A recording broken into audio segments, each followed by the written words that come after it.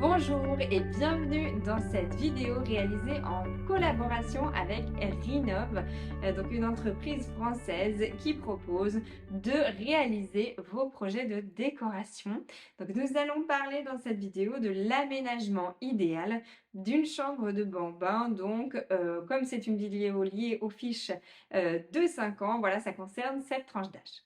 Allez, allons-y. Donc, une décoratrice de chez Rinov a réalisé un projet en fonction de critères que je lui avais donnés pour donc l'aménagement idéal de la chambre d'un enfant de 2 à 5 ans. Je vous propose qu'on fasse tout de suite un petit tour, voilà, à 360 du projet déjà, et puis après on va s'arrêter sur chaque espace de la chambre. Donc la chambre comprend plusieurs espaces différents et je vais vous détailler les choix des différents mobiliers, des aménagements, des lumières, voilà, au fil de notre visite de la chambre pour vous expliquer quel est l'intérêt de cet aménagement idéal pour un enfant de l'âge de 2 à 5 ans environ.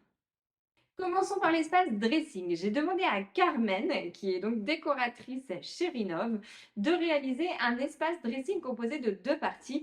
Une partie plutôt haute avec un rangement assez conséquent, mais qui est donc fermée pour éviter de donner un effet un peu désordonné à la chambre et pouvoir voilà, ranger et cacher des éléments pour amener plus de sérénité et moins de stimuli visuels dans la chambre de l'enfant, mais aussi d'une partie basse et ouverte dans lequel l'enfant va pouvoir se servir. Donc on peut choisir quelques tenues qu'on va composer nous à l'avance et mettre seulement quelques tenues dans cette petite partie basse à laquelle l'enfant va pouvoir accéder tout seul pour choisir sa tenue du jour. Donc ça, c'est une bonne solution. Donc on commence par l'intérêt de l'aménagement de la chambre pour le lever plutôt.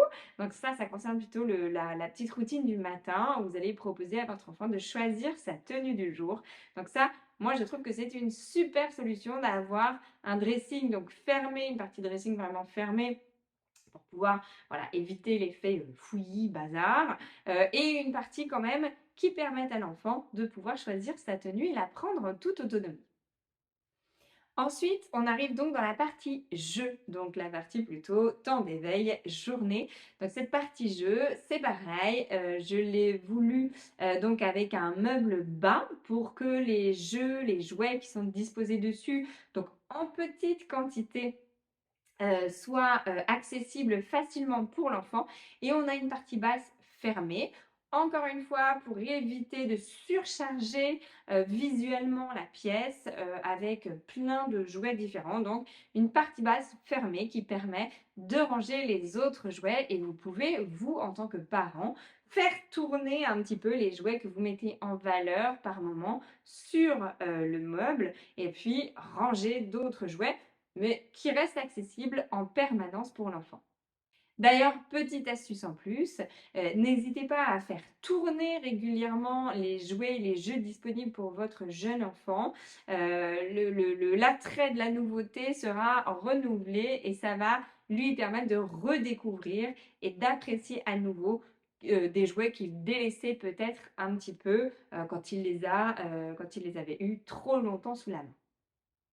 J'ai demandé à Carmen de mettre des rideaux occultants au niveau de la fenêtre parce que c'est très important de pouvoir faire l'obscurité totale dans une chambre dans laquelle donc l'enfant va dormir puisque la mélatonine est sécrétée à partir du moment où l'obscurité arrive. Donc tout au long de la routine, vous pouvez faire baisser la luminosité et donc on va, alors avant 2 ans pour les tout petits, on sait qu'il n'y a pas de peur de l'obscurité donc on ne va pas mettre de veilleuse, on verra tout à l'heure ce qu'on peut mettre comme veilleuse. Et passons à l'espace donc juste à côté, qui est l'espace lecture. Alors là, vous avez un bel espace lecture qui va vous permettre de vivre une des parties importantes de la routine du coucher.